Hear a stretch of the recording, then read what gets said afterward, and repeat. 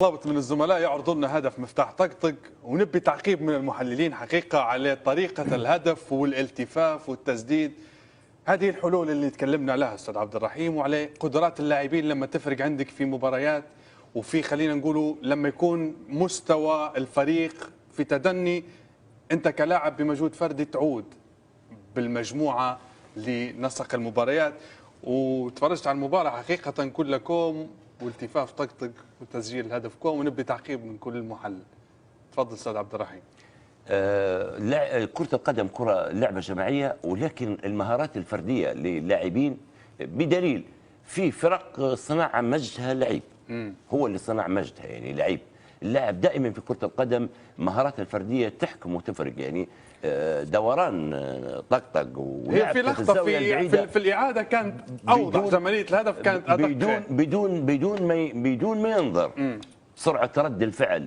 هذه الميزة اللي ما عندش دداش. شوف دداش كم كرة حصلها في المناطق خطيرة جدا وتصرف بها بتصرف باش يفكرك هدف طقطق استاذ. لو عندكم ذاكرة، هدف مفتاح طقطق قريب جدا من لاعب دولي، لاعب عالمي سجل في كاس عالم، قريب جدا جدا منها، لاعب ليليان تورام في كرواتيا استاذ. نعم نفس الاسلوب.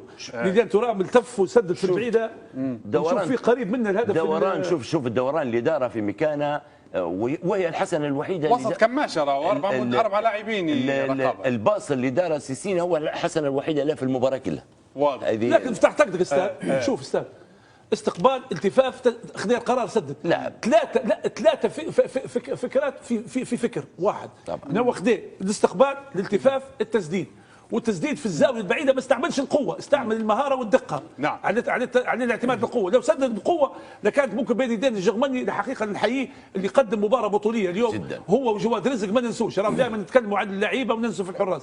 اليوم الجرماني وجواد رزق حقيقه اليوم قدموا مباراه ولا اروع من ناحيه صد، من اكثر من كره وبعدوا اكثر من هدف. نسمع من علي باش نتكلموا على اللاعب الاخر اللي والله بالنسبه للهدف نتاع طقطق بصراحه هدف نتاع لاعب موهوب بصراحه، والاهداف الحلوه هي ما نشوفوش فيها الا من طقطق بصراحه. وشوف في حتى في مباراه ما نتفكرهاش، تسديده كانت حتى هي في الدقائق الاخيره كان. وديما اللعبات هذه عندها فيهم طقطق، معناها بصراحه لاعب عنده الامكانيات، ولاعب ممكن يحسم لك نتيجه مباراه في اي لحظه. امكانياته بصراحه حتى بعد كره الهدف دار تمريره لدداش غير ما عرفش كيف يتصرف فيها. بصراحه هدف جميل، هدف ممتاز بصراحه.